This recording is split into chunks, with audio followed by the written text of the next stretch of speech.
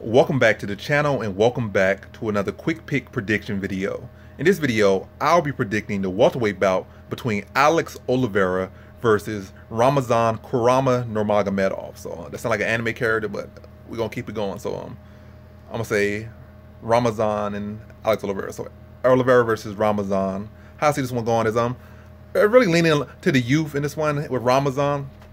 Because Alex Oliveira, he's like still, you would say, right in his prime at 33. The MMA prime is like 30 to like 35.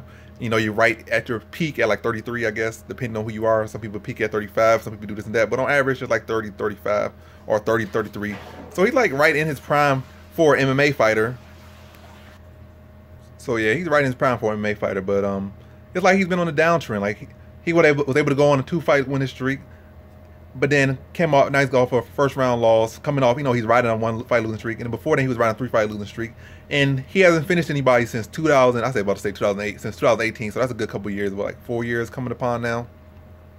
And he just hasn't been looking the best. And it's not like he's been fighting the true world beaters of the division. Some of these guys, like the guy he fought in the last fight, could potentially go on to challenge for a title. He has solid skill set, well rounded, dangerous.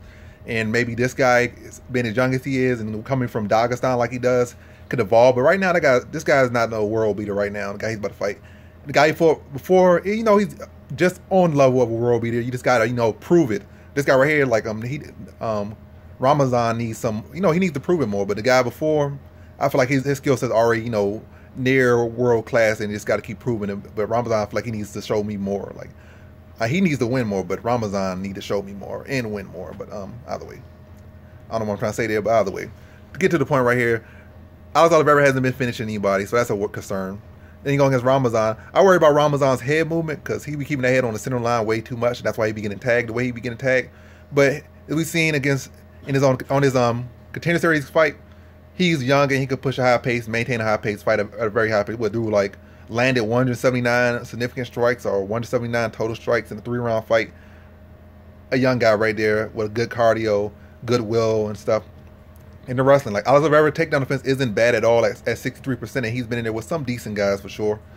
And really in the last couple of fights, he hasn't been taken down a whole lot, but I didn't see too much of him being controlled against Max Griffin, against Dalby on the ground. He's looking tired, especially in that 3rd round.